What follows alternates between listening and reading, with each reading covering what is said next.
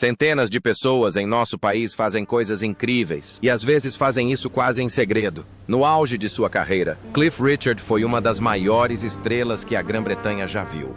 Por décadas, ele foi uma voz de alegria, um símbolo de decência. Algo um pouco teatral. Dependendo da sua coluna, eu costumava ter problemas na lombar. Um homem que nunca caiu.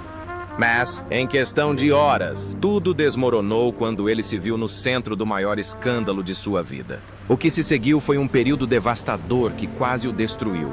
Ele lutou para se reconstruir e seguir em frente. Eu não achava que voltaria a gravar um álbum cantando músicas completamente novas, porque pensava que isso já tinha acontecido há muito tempo. Mas nada tem sido como antes. E agora, aos 85 anos, solteiro, sem filhos e lutando contra uma doença devastadora, as coisas não parecem nada boas para o homem que um dia dominou toda a indústria do entretenimento. A ascensão de Cliff Richard. A maioria das pessoas considera Cliff Richard a resposta britânica e elegante a Elvis Presley. Ele vendeu mais de 250 milhões de discos, teve 68 singles no top 10 das paradas do Reino Unido e foi condecorado cavaleiro pela rainha. Por 6 décadas, sua voz tem sido um dos sons mais reconhecíveis da música popular. Mas o homem que cantava sobre alegria e celebração viveu uma vida marcada por uma solidão que a maioria das pessoas jamais poderia imaginar. Cliff Richard nasceu em 14 de outubro de 1940, no norte da Índia Britânica. Seu pai, Roger Oscar Webb, administrava uma empresa de catering para as ferrovias indianas, e sua mãe, Dorothy Marie Dawsley, criou Cliff com suas 3 irmãs, Joan, Jackie e Donna. A família vivia confortavelmente para os padrões da época. Mas essa segurança dependia de uma estrutura governamental que já começava a ruir. Quando a Índia conquistou a independência em 1947, a família se viu diante da mesma escolha que milhares de famílias britânicas na Índia. Permanecer em um país que não as queria mais ou retornar a uma pátria que a maioria delas nunca havia conhecido de fato. Eles decidiram partir. Venderam seus pertences, empacotaram o que restou e embarcaram no SS Ranch para uma viagem de 3 semanas até Tilbury, em Essex. No entanto, a Inglaterra que encontraram não era a mesma que haviam visto nos cartões postais.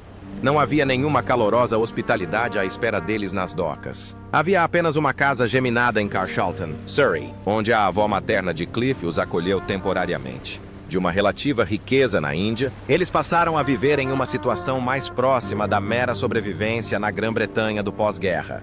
Por fim, a família mudou-se para uma casa popular de 3 quartos em Cheshunt, Hertfordshire, e foi aí que as verdadeiras dificuldades começaram.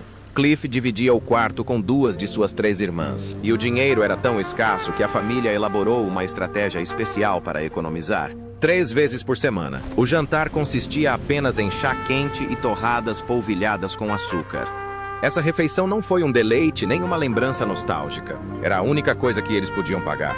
Cliff frequentou a Cheshunt Secondary Modern School de 1952 a 1957, onde se qualificou para o nível mais alto e se formou após atingir a idade mínima para deixar a escola, o que lhe permitiu passar no exame GC e Ordinary Level em literatura inglesa. Fora da escola, ele se destacava nos esportes, jogando no time de futebol americano da escola e, posteriormente, pelo condado de Hertfordshire. Mas o que realmente o cativava era a música, especificamente o rock and roll americano, que ele ouvia em discos. Seus pais consideravam um som terrível, mas Cliff acreditava que era o futuro. Aos 16 anos, seu pai lhe comprou um violão, um gesto de apoio, ainda que relutante, que se provou transformador. Logo depois, Cliff abandonou a escola e conseguiu um emprego como escriturário em uma fábrica de componentes elétricos, onde seu pai também trabalhava. No entanto, esse emprego era apenas uma forma de passar o tempo até que a música tomasse conta de sua vida. Em 1957, ele formou um grupo vocal escolar, The Quintonians, com 2 outros garotos e 3 garotas, interpretando covers de sucessos da época. Cantou brevemente com o Dick Tigg Skiffle Group antes de decidir formar sua própria banda de rock, que chamou de The Drifters. O nome logo se tornou um problema, mas antes disso, uma mudança muito maior aconteceu. A pedido de seu empresário, ele mudou seu nome de Harry Webb para Cliff Richards para se adequar à indústria musical. Seu primeiro grande show foi em 1958 no Regal Ballroom em Ripley, Derbyshire, seu verdadeiro sucesso. No entanto, veio em 24 de julho daquele mesmo ano nos estúdios Abbey Road. O produtor Norrie Paramore, da gravadora Columbia da EMI, ouviu Cliff e o convidou para uma audição. O plano era gravar a música americana Schoolboy Crush no lado A e Move It no lado B. A gravação de Schoolboy Crush levou quase 2 horas. Move It, composta por Ian Samwell, foi escrita em um curto período de tempo e criou um som inconfundível. No outono de 1958, Move It alcançou o 2º lugar na parada de singles do Reino Unido, e o rock and roll britânico ganhou sua primeira estrela nascida em casa. A partir desse momento, o sucesso começou a fluir mais rápido do que qualquer um poderia prever. Por fim, ele emplacou sucessos nas paradas do Reino Unido em cada uma das 6 primeiras décadas. Um feito igualado apenas por Elvis Presley. Ele teve 68 singles no top 10 e 14 números 1, incluindo 4 números 1 de Natal, mais do que qualquer outro artista. Mas nada desse sucesso curou a angústia silenciosa que o corroía profundamente. Um sorriso educado e ternos impecáveis escondiam uma vida pessoal que nunca alcançou o mesmo sucesso. E em agosto de 2014, tudo o que Cliff Richard havia construído ao longo de décadas desmoronou em questão de horas. O ponto mais baixo de sua vida. Em agosto de 2014, Cliff Richard estava de férias em Portugal quando ligou a televisão e viu a polícia revistando sua casa. Ele não foi informado de que as buscas estavam em andamento, nem o motivo. Ele soube disso, assim como milhões de telespectadores, graças à transmissão ao vivo de um helicóptero sobrevoando seu apartamento.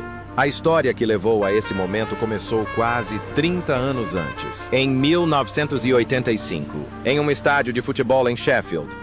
Bramall Lane, estádio do Sheffield United, foi palco de um evento organizado pelo evangelista americano Billy Graham. Entre a multidão naquele dia estava um adolescente que, anos mais tarde, fez uma acusação arrepiante contra Cliff Richard. Para uma figura pública que construiu toda a sua carreira em cima de uma imagem de bom caráter e familiar, essa acusação por si só poderia ter destruído tudo. Quando a Polícia Metropolitana recebeu as denúncias, os agentes já estavam trabalhando na Operação U-Tree, uma investigação abrangente iniciada após o escândalo de Jimmy Savile. Na época, havia um foco nacional em casos de abuso antigos, então novas denúncias eram tratadas com o devido cuidado e atenção. Em julho de 2014, a Polícia Metropolitana repassou essas informações para a Polícia de South Yorkshire e, a partir desse momento, uma série de eventos começou, algo que Cliff Richard jamais poderia ter previsto. Ele negou imediata e consistentemente essas acusações e continuou a negá-las por anos. No entanto, suas negativas não impediram o que aconteceu em seguida. Em agosto de 2014, a polícia de South Yorkshire decidiu revistar seu apartamento de cobertura em Sunningdale, Berkshire. Antes da busca, o jornalista da BBC, Dan Johnson, tomou conhecimento da investigação. O que aconteceu entre a polícia e a BBC foi posteriormente descrito em tribunal como um acordo. Embora ambas as partes tenham contestado o termo, a BBC concordou em adiar a publicação de informações sobre a investigação. Em troca, a polícia de South Yorkshire concordou em informar à BBC a hora exata da operação. O inspetor-chefe aposentado Matthew Fenwick declarou posteriormente ao Tribunal Superior que se sentiu pressionado a aceitar esse acordo. Johnson deixou claro que a BBC poderia e iria publicar a reportagem independentemente da cooperação da polícia.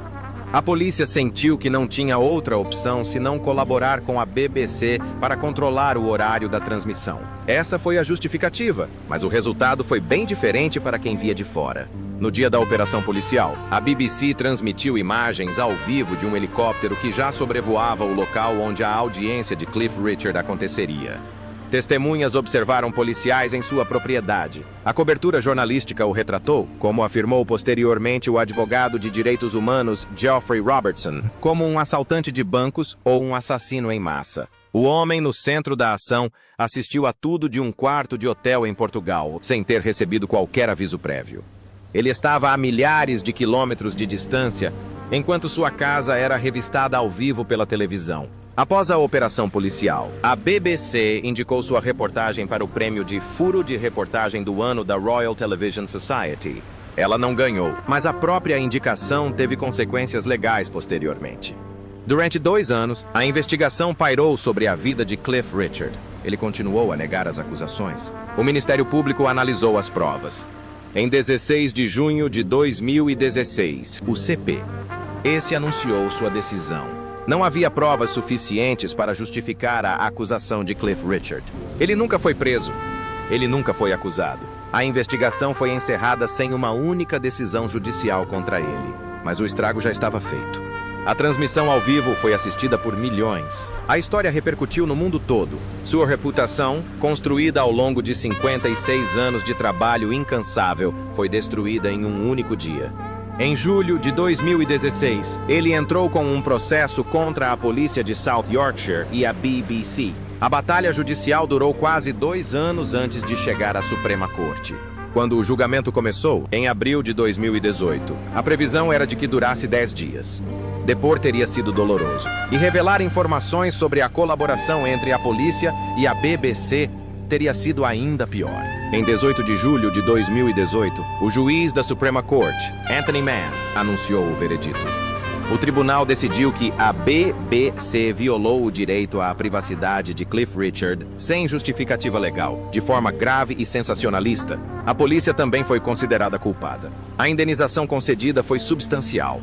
A BBC recebeu uma indenização de 190 libras, 000 por danos morais, além de 20 libras, 000 adicionais por danos agravados, especificamente pela indicação ao prêmio Scoop of the Year. A BBC foi condenada a pagar 65% do valor, cabendo à polícia de South Yorkshire arcar com os 35% restantes. Eu não sabia. Você discordou? Eu não usava maquiagem naquela época. Não. Nós usávamos. No palco. Sim. Não sabíamos como fazer isso. A polícia já havia concordado em pagar a Cliff Richard 400 libras esterlinas. 000 em um processo separado. Já resolvido. Posteriormente, a BBC concordou em pagar mais 850 libras. 000 para cobrir seus custos legais e 315 libras esterlinas. 000 a polícia de South Yorkshire também para cobrir custos legais. Mas mesmo esses números não contam toda a história. Cliff Richard testemunhou que o caso lhe custou 3,4 milhões de libras até o momento, incluindo honorários advocatícios e lucros cessantes. Ele alegou que sua vida foi praticamente virada de cabeça para baixo e sua reputação internacional foi desnecessariamente prejudicada. As palavras foram ponderadas, mas seu peso não deixava dúvidas. Um homem que havia evitado escândalos por décadas tornou-se o alvo de um escândalo que nunca existiu. Após o anúncio do veredito, algo mudou em Cliff Richard. As entrevistas tornaram-se menos frequentes. As aparições públicas, menos comuns. O homem que outrora parecera indissociavelmente ligado à cultura popular britânica começou a desaparecer dela, desaparecendo dos olhos do público. Entre agosto de 2014 e junho de 2016, Cliff Richard passou por 22 meses, que ele descreveu posteriormente no tribunal com detalhes que sugerem que suas feridas nunca cicatrizaram. A investigação não terminou após um único ciclo de notícias ou uma semana de imprensa negativa. Durou quase 2 anos e, quando terminou, o homem que saiu do Supremo Tribunal não era mais o mesmo que observara o helicóptero do seu quarto de hotel em Portugal. As mudanças físicas foram a primeira coisa que as pessoas notaram. Ele havia perdido uma quantidade significativa de peso, não porque tivesse tentado, mas porque o estresse estava lhe cobrando seu preço. Ele sucumbiu ao herpes zoster, uma doença dolorosa que costuma reaparecer quando o sistema imunológico é submetido a crises prolongadas de ansiedade e insônia. A deterioração de sua saúde mental foi tão grave que foi registrada em documentos judiciais e ele não fez nenhuma tentativa de minimizá-la. Ele declarou ao tribunal que, em determinado momento, pensou estar tendo um ataque cardíaco ou um derrame. O que ele viu no espelho o perturbou ainda mais. Ele disse que, às vezes, ao olhar para o seu reflexo, sentia como se outra pessoa, uma versão muito mais velha de si mesmo, o estivesse encarando. O homem que passou décadas se apresentando para milhões mal reconhecia o próprio rosto. O sono se tornou seu próprio castigo. Ele acordava no meio da noite e remoía pensamentos sem parar, repassando conversas que nunca aconteceram e imaginando desfechos que jamais se concretizaram. Durante o dia, sentia um nó persistente no estômago que se recusava a desfazer. Não importava quantas vezes repetisse para si mesmo que não havia feito nada de errado. Essa foi a parte mais cruel da experiência. Ele sabia que era inocente, mas esse conhecimento não impediu os sintomas físicos. Ele descreveu esse período como se tudo pelo que havia trabalhado a vida inteira, esforçando-se para viver da forma mais honesta e honrada possível, tivesse sido despedaçado. Após a operação policial, ele nunca mais morou no apartamento em Sunningdale, no Tribunal. Ele usou uma linguagem específica para explicar o motivo.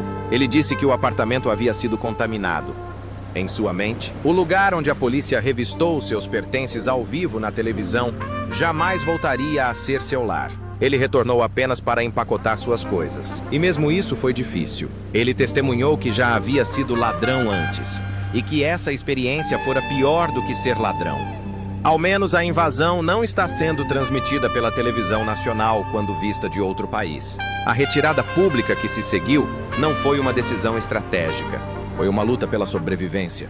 A investigação interrompeu o lançamento de seu álbum e da edição revisada de sua autobiografia. No entanto, esses contratempos profissionais não foram nada comparados ao que aconteceu com seu trabalho beneficente. Ele afirmou que a publicidade afetou gravemente sua vida pessoal, bem como seu trabalho beneficente e seus planos profissionais. A confusão era total. Ele percebeu que pessoas do mundo inteiro podiam considerá-lo um criminoso perigoso, e essa consciência o perseguia por toda parte. Ele disse que, onde quer que fosse, sentia que seu nome havia sido manchado. Essa sensação não desapareceu quando o Ministério Público anunciou que não havia provas suficientes para acusá-lo. Essa declaração o inocentou de qualquer irregularidade, mas não chegou a todos que viram as imagens do helicóptero, não chegou a todos que leram as manchetes, nem a todos que já tinham formado uma opinião. Em meados dos anos 2000, ele se afastou completamente da vida pública. O homem que antes parecia incapaz de evitar os holofotes passou a adoecer. A fama já não o protegia. Tudo o que ele havia construído ao longo de sua carreira, uma reputação de homem decente, organizado e inofensivo, foi danificado de uma forma que a decisão do tribunal não conseguiu reparar completamente. Mais tarde, ele disse que, embora fosse tentador esquecer o incidente, decidiu entrar com uma ação judicial para talvez reduzir a probabilidade de outras pessoas passarem por uma experiência semelhante. Ele acreditava que, até que alguém fosse formalmente acusado, seu nome não deveria ser divulgado. Essa convicção, fruto de seu próprio sofrimento, influenciou mudanças na legislação britânica sobre mídia, mas uma vitória judicial não traz paz de espírito. Ele jamais recuperou aqueles 2 anos. O estrago já estava feito. Quando ele saiu vitorioso de sua batalha judicial, algo mais ficou claro para qualquer um que tivesse acompanhado os acontecimentos de perto. Cliff Richard, um homem que passou toda a sua vida adulta solteiro, sem parcerias públicas ou relacionamentos duradouros confirmados, estava vivendo uma vida que a maioria dos fãs não conseguia imaginar. Uma vida marcada pela solidão. Cliff Richard vendeu mais discos do que quase qualquer outro artista britânico na história. Foi a atração principal em arenas nos 5 continentes. Seu nome é conhecido por todos há 7 décadas. No entanto, ele nunca caminhou até o altar nem ouviu ninguém chamá-lo de pai. O silêncio ao qual ele disse que retornava após os shows não era uma metáfora. Cliff nunca se casou e não tem filhos. Durante vários anos, ele manteve consistentemente que se tratava de uma escolha consciente, não de falta de oportunidade. As mulheres se interessavam por ele. Ele mesmo admitia, mas não aceitava nenhum convite. E as razões que apresentou ao longo das décadas revelam um homem que se conformou com sua decisão ainda jovem, apenas para descobrir na velhice que essa paz havia desaparecido. O primeiro motivo que ele cita é a sua fé. Cliff tornou-se um cristão devoto em 1965 e acredita que o casamento exige compromisso total. Cliff confessou que se sentia incapaz de conciliar esse nível de compromisso com as exigências de uma carreira que o obrigava a viajar pelo mundo durante meses a fio. O segundo motivo decorre do primeiro. Ele já disse que sua principal prioridade sempre foi a música e as turnês, e que não quer arrastar ninguém para esse estilo de vida. Outro motivo pelo qual ele ainda não se casou é que valoriza sua independência. Ele explicou que gostava de ficar sozinho e não se sentia solitário. Ou pelo menos não se sentia solitário durante a maior parte da sua vida. A terceira razão era mais pragmática. Ele não queria arriscar um casamento para depois enfrentar um divórcio, o que seria contrário às suas crenças religiosas. É melhor não casar, argumentava ele, do que casar e fracassar. Ele disse certa vez que as pessoas frequentemente cometem o erro de pensar que apenas o casamento é sinônimo de felicidade. Acrescentou que um dia você pode encontrar alguém inesperadamente e mudar de ideia. Por ora, porém, ele não tinha certeza se o casamento contribuiria para sua felicidade. Apesar de suas explicações, as especulações públicas persistiram. Seu celibato vitalício gerou décadas de questionamentos sobre sua sexualidade, que ele sempre descartou como irrelevantes. Ele admitiu que as pessoas estavam constantemente tentando descobrir sua orientação sexual, mas não entendia por que isso deveria importar. Enfatizou que sua vida privada era só dele e que vivia feliz sem ser casado. Mas havia uma mulher que Cliff Richard realmente amava. Na década de 1970, ele admitiu estar apaixonado pela cantora e atriz Olivia Newton-John. No entanto, quando ele e muitos de seus colegas se apaixonaram por ela, ela já estava noiva de outro. Ele havia, como ele mesmo disse, perdido sua chance. Newton-John o considerava um amigo próximo, mas casou-se 2 vezes, incluindo com seu melhor amigo, Bruce Welch. Cliff Richard permaneceu próximo a ela até o fim de sua vida e, segundo relatos, esteve ao seu lado após sua morte. Havia outras mulheres também. Ele teve um relacionamento com a dançarina australiana Delia Wicks e um romance com a atriz Una Stubbs. Segundo ele próprio, teve uma vida amorosa agitada. No entanto, nenhum desses relacionamentos resultou em casamento ou filhos. Havia também Sue Barker, a ex-campeã de tênis do Aberto da França, que se tornou apresentadora da BBC. O relacionamento deles começou na década de 1970, durante o auge de suas carreiras. De uma espécie de romance, transformou-se em uma amizade para a vida toda. No entanto, o relacionamento não deu certo. Sue Barker casou-se com outra pessoa e Cliff concentrou-se no trabalho. Mais tarde, Cliff Richard disse algo que nunca havia dito antes. Ele admitiu publicamente que pensava que nunca seria amado porque escolheu uma vida sem família. Descreveu o silêncio que o levava a voltar para casa depois de uma apresentação no palco e se perguntou se havia perdido algo belo. Mais tarde, esclareceu que não se referia ao amor romântico. Ele teve momentos assim, falou sobre família, vida em comum e sobre estar presente todos os dias. Ele não se arrepende da música nem da vida que viveu. Mas há noites tranquilas, admitiu ele, em que se pergunta como seria ter alguém ao seu lado, não para os holofotes, mas para o silêncio. E agora, aos 85 anos, o modo como Cliff Richard vive pode surpreendê-lo. Como está vivendo Cliff Richard atualmente? A maioria das pessoas presume que o homem que vendeu $250 milhão de discos, passou décadas sob os holofotes e dominou os palcos passaria seus últimos anos em aparente aposentadoria. Mas Cliff Richard agora vive como sempre viveu, discretamente, em privacidade e quase completamente sozinho. Infelizmente, o corpo que o acompanhou por 60 anos de turnês finalmente começa a falhar. E nem ele sabe quantas vezes mais subirá ao palco. No final de 2024, os médicos descobriram um câncer de próstata durante um exame de rotina coberto pelo seguro antes de uma turnê planejada. O homem não havia solicitado os exames. O promotor precisava dos documentos para obter o seguro, e esses documentos exigiam um exame médico. No entanto, o exame revelou algo que poderia ter permanecido oculto até ser tarde demais. Os médicos disseram-lhe que o câncer não era muito antigo e, crucialmente, não havia metastizado. Em 15 de dezembro de 2025, ele apareceu no programa Good Morning Britain e anunciou que o câncer havia desaparecido, pelo menos por enquanto. Ele não disse isso com alívio ou triunfo, disse com cautela. E acrescentou imediatamente que não sabia se voltaria a acontecer, porque ninguém podia prever isso. Ele então fez um apelo que vinha de uma fonte mais profunda do que apenas as redes sociais. Disse que as pessoas precisam fazer o teste e se consultar. Falou como alguém que, após ser diagnosticado, percebeu o quão perto esteve de um desfecho diferente.